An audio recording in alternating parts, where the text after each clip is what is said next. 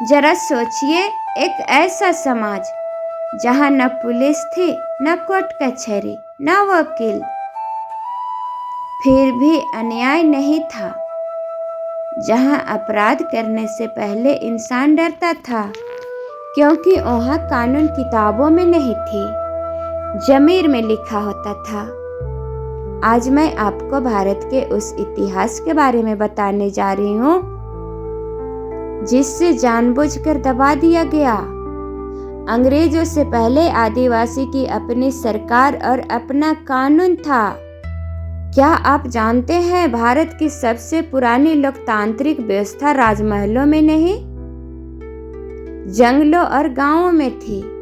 आदिवासी समाज अनपढ़ नहीं, प्रकृति से पढ़ा हुआ था। अक्सर कहा जाता है आदिवासी अनपढ़ थे, लेकिन सच्चाई यह है कि आदिवासी कागज से नहीं, प्रकृति से पढ़े हुए थे।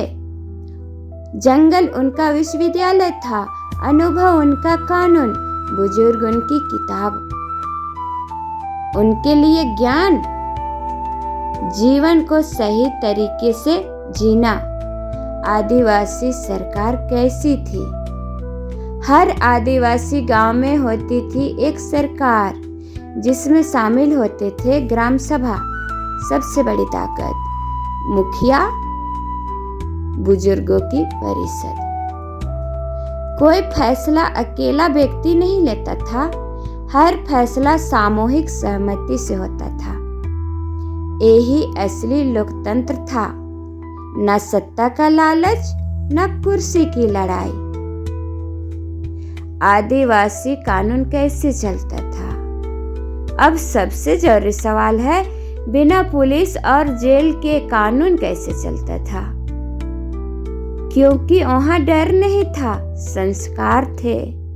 आदिवासी कानून के मूल नियम: चोरी पाप, झूठ अपमान, औरतों पर अत्याचार सबसे बड़ा अपराध। सजा क्या थी?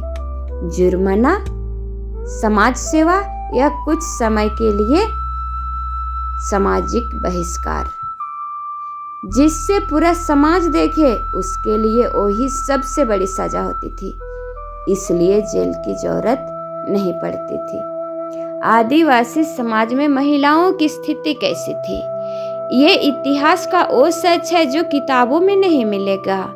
जब बाकी समाज में औरतों की आवाज नहीं सुनी जाती थी, तब आदिवासी समाज में महिला ग्राम सभा में बोल सकती थी। कई जगह जमीन पर अधिकार था, शादी में सहमति जरूरी थी। औरत देवी नहीं, इंसान समझी जाती थी। जंगल, जमीन और प्रकृति का कानून। आदिवासी कानून का सबसे बड़ा नियम: प्रकृति को नुकसान पहुंचाना पूरे समाज के खिलाफ अपराध है।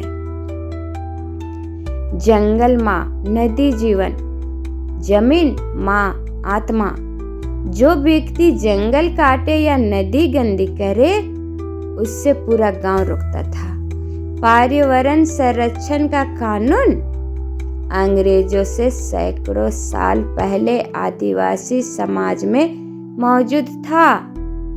अंग्रेजों को यह व्यवस्था क्यों खतरनाक लगी?